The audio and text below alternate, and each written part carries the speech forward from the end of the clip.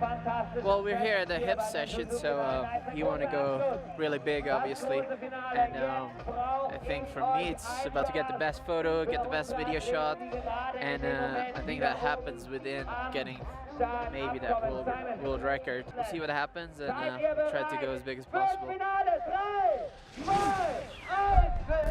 Okay, welcome back to Burton's Iconic Moments. This is episode 3, and I'm here with a world record holder, Mr. Christian Holler. How are you doing, Christian? Hi there. I'm good. I'm in Zurich, in front of my computer once again, but no, I'm doing good. Thanks.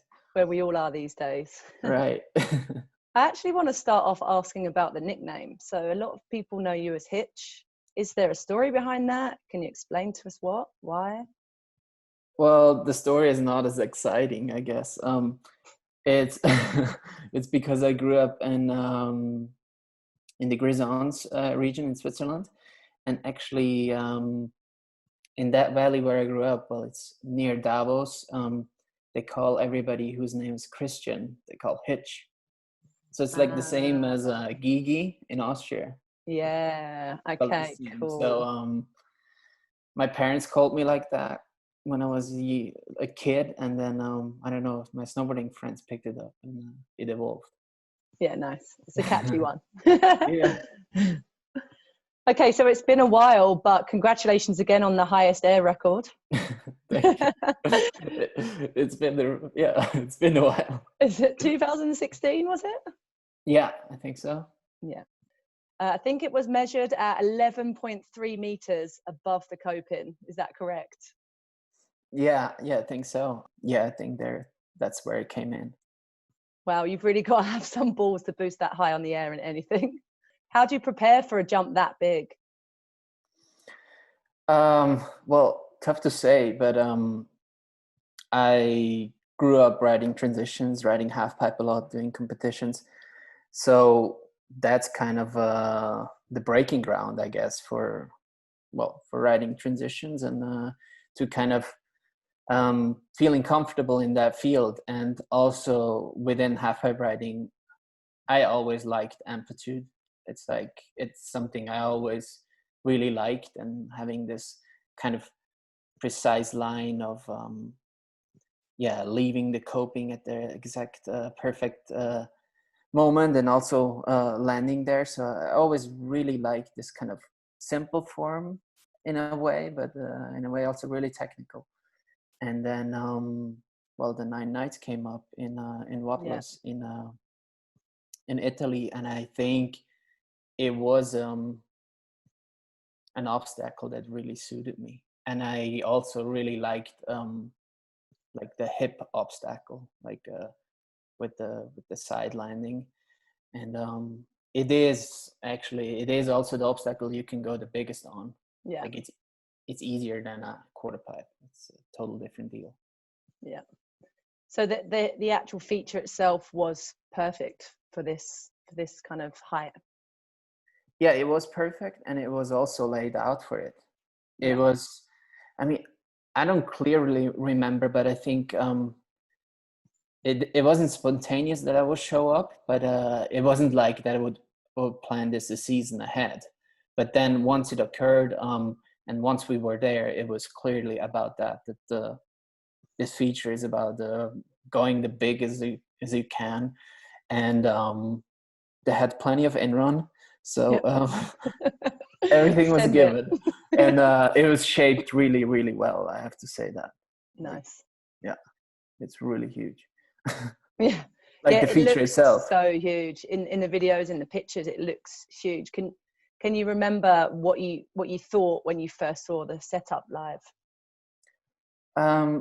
We went there on an evening, and that's the nice thing if you have like a session like the 9 nights or something, that you kind of, you almost have a week time, and it's not like you can kind of choose a day where you feel comfortable, and so you get way less pressure to have to do it then. Exactly. And kind of also have a moment to get used to it. Maybe first day you just look at it and kind of feel it out, what is this all about, and then maybe the next day you progress. So first reactions, of course, it was never really scary, I would say, because it looked so good and so clean, and the dimensions really fit. And it's not rarely, but you don't find a hip like that in a normal park. It like has to be set up. So it was perfect circumstances to do so. How does it feel chilling 11.3 meters above already a 5-story building in the air?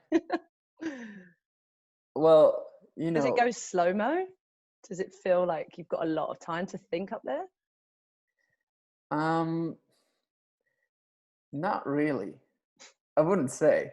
But what goes really slow is the in-run, because that's the most crucial part.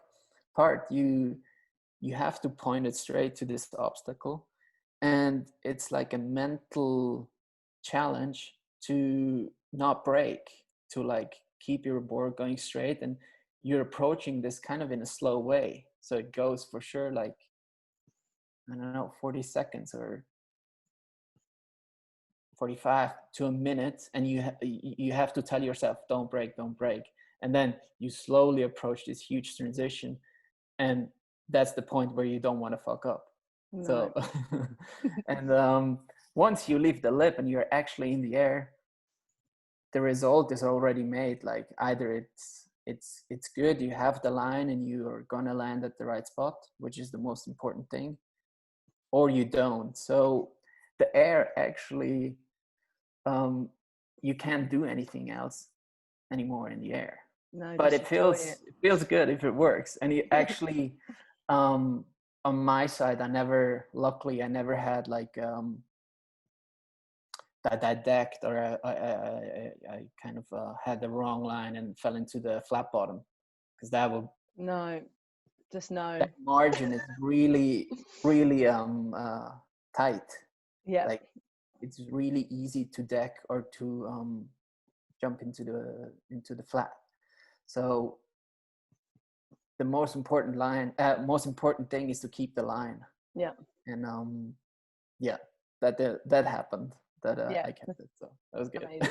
Next question. Always a method?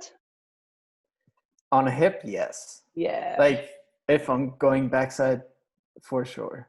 And also it's like I almost do them too much, but I really like to do it. So I think it's this iconic kind of trick. Yeah, for sure. It has this kind of reputation, and it has this thing, but it's also the feeling that it's a really, really good feeling. So what's the vibe between you and your friends? Were there big celebrations that night?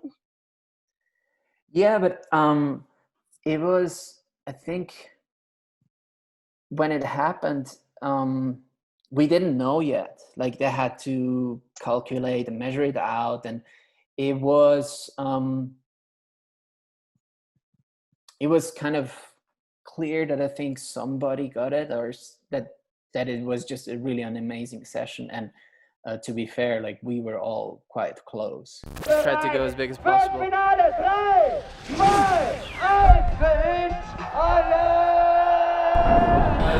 Holler!